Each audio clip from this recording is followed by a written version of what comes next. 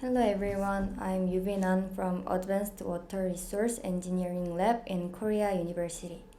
Today I'm going to talk about the mechanisms and applications of artificial neural networks, ANNs. Before I go in, let me show you an example of how to understand ANN. If we look at two pointed ears, a long tail, round eyes, whiskers, and four legs, and so on, we can predict that it is a cat. Like this, there is something that imitates the process of human brain nerves recognizing patterns, and this is what we call an artificial neural network, ANN. So how does ANN recognize the object and come up with the answer it wants? Let's find the answer by look at the development process, methodology, and application of ANN. First, the process of ANN's development. In the past, people wanted to create thinking something using the mechanism of human brain nerves, that neurons. So they represented the neurons recognition process as a mathematical model, and the following model could be derived. As such, in 1943, McCullough and Pitt suggested the process of using human neural activity to perform logical calculations. Then in 1958, the basic unit of artificial neural network, the perceptron, was announced by Frank Rosenblatt. Rosenblatt expected that along with this, neural network that can speak, see, write, and recognize existence on their own can be realized. However, in 1969, Minsky and Peppert published the limitations of Rosenblatt's study. One of them was about that only one perceptron could not be able to solve the XOR problem. And the other problem is that there is no bearable way to train multi-layer perceptrons. To overcome the stagnation that came from this argument, various scholars such as Werbos, Rumelhart, and Hinton proposed multi-layer perceptrons and backpropagation to train these. As you can see, artificial neural networks have been explored by many scholars and have overcome limitations. Then, based on this development process, let's talk about how ANN learns and works. First of all, we need to understand the basic unit of ANN perceptron that was proposed by Rosenblatt. It can be summarized as a hypothetical neural system presented from the perspective under empiricist or connectionist position. The basic configuration is as shown in the figure, and simply it can be understood as a process in which a response occurs after a series of processes according to a stimulus. With this single-layer perceptron, it was possible to build a neural network. But in this case, there are several essential problems. This is a summary of the opinions of scholars on the development of ANN from the perspective of problem solving. Let's talk about how ANN has overcome its limitations and has been formed so far, dealing with essential problems such as solving the XOR gate, as well as correlator problems such as the utilization of activation functions. The first problem is about the XOR problem, proposed by Minsky, which has been mentioned many times. First, let's deal with the AND and OR gate problem. The AND gate represents plus when both x1 and x2 are positive, and in the OR gate represented plus when x1 or x2 is positive. When x1, x2 is all positive, it also represented plus. However, the XOR gate represented plus when only one of x1 and x2 is 1. It means, unlike AND and OR gates, we can't divide the XOR gate result into one straight line. It also means that a single-layer perceptron, same as one logistic regression, cannot solve this XOR problem. Minsky argued that multiple logistic regression units, or multiple-layer perceptrons, are needed to solve this problem. In one perceptron, when the input is x and the weight is w and bias is b and the weighted sum is z, the output y is derived by calculation result of z by the sigmoid function. The sigmoid function can be understood as a function that represented 1 when it is positive and 0 when it is negative. If a multi-layer perceptron is created, some hidden layers are added between input and output, and some additional processing is required for the previous calculation process. This is one example of proving that multi-layer perceptron solve the XOR problem. Simply, we can regard that the three single-layer perceptrons on the left side are combined to form a multi-layer perceptron on the upper right. Now, let's assume that both x1 and x2 are 0 and deal with the process of multi-layer perceptron. The weight and bias are given in front of the model, so please refer to it. According to the characteristics of the XOR gate, the final result y bar must be 0 because x1 and x2 are both 0. When the weighted sum is calculated by -8 and 3 respectively, we can confirm that y1 and y2 are 0 and 1 by the sigmoid function. If we output the last result with y1 and y2 as input, we can finally get a result y bar of 0. In the same way, calculating all cases of x shows that the XOR problem is solved by the multi-layer perceptrons as follows. It was very good news to find a way to solve the XOR problem. But there was one more problem that Minsky claimed. The second problem was about the trainway. Minsky told that no one on Earth had found a variable way to train multi-layer perceptrons. This is linked to how we can get the optimal weight and bias from the training data. Without overcoming the limitations, the stagnation in neural network development begins.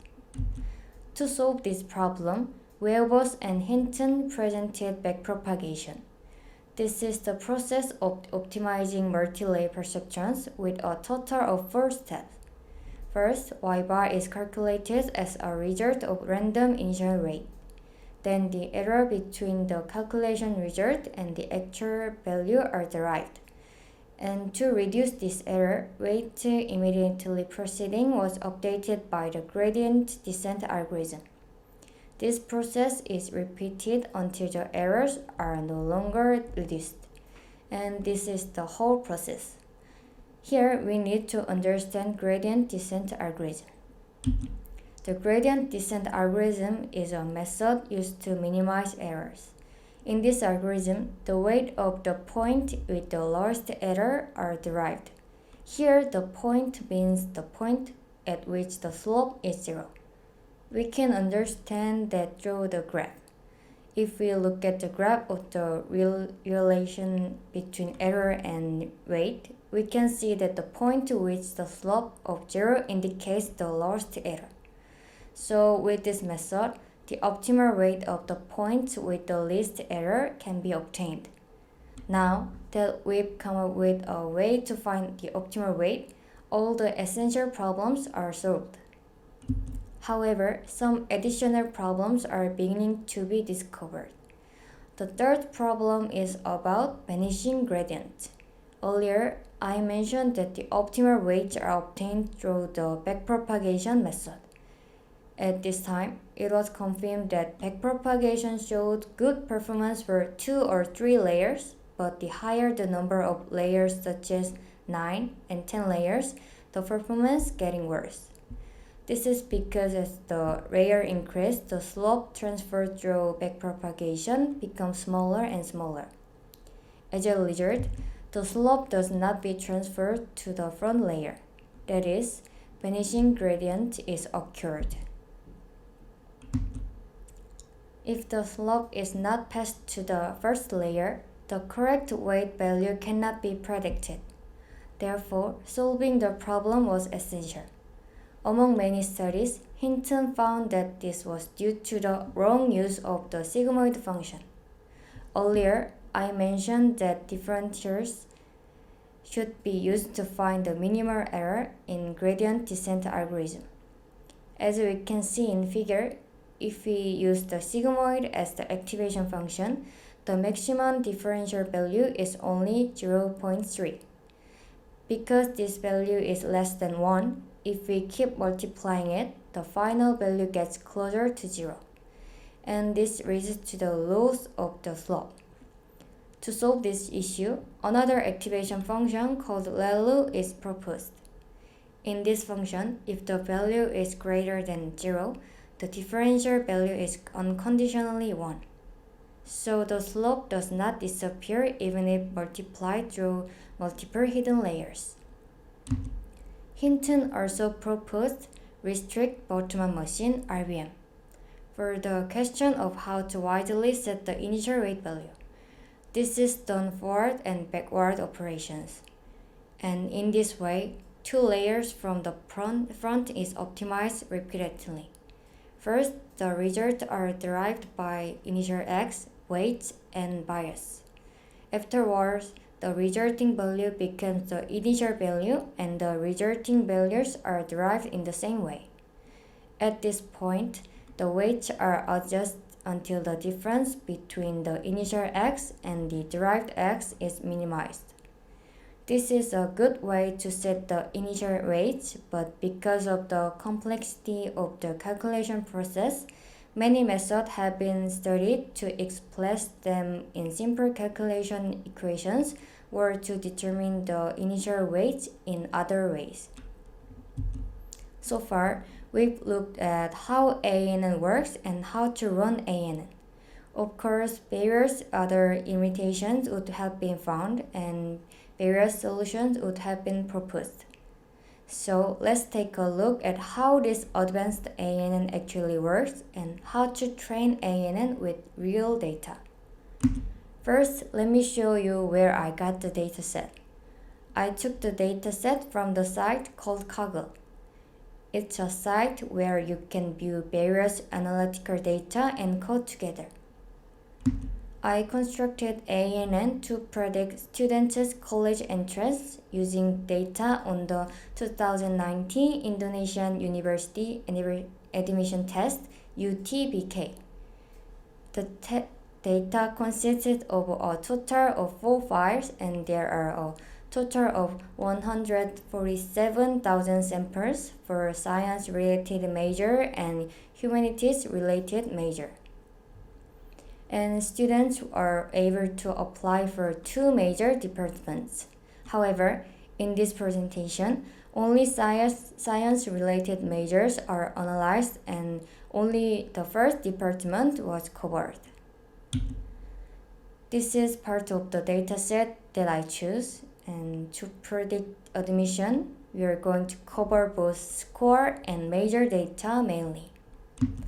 So from now on, I'm going to show you how to train ANN with the previous data. It consisted largely of data pre-processing process, an analysis process, and a result analysis process. Pre-processing is largely divided into the process of distinguishing between pass and fail, and the process of resolving missing value, and the process of modifying them to suit for the MATLAB. After that, we will apply the data using MATLAB's built-in program, and we will interpret the result accordingly. This is the first step in data pre-processing. In the case of this data, it did not indicate whether the student actually passed or failed. So we are going to deal with the data assuming that passing and failing depends entirely on their score. For that, the pass and fail will be determined based on the average score of the student and the number of applicants. So by the pass-fail determination process, the average of the 8 scores of the student was calculated first. And through some sorting process, students' entrance results were marked in 1 and 0. I marked the pass as target 1 and the failure as target 0. Next, I deleted 6 data that I did not show the target value when divided by 0 and 1. So the total data contained 86,000 samples. And finally, I prepared two files separating input data and target data to use the neural network pattern recognition of MATLAB.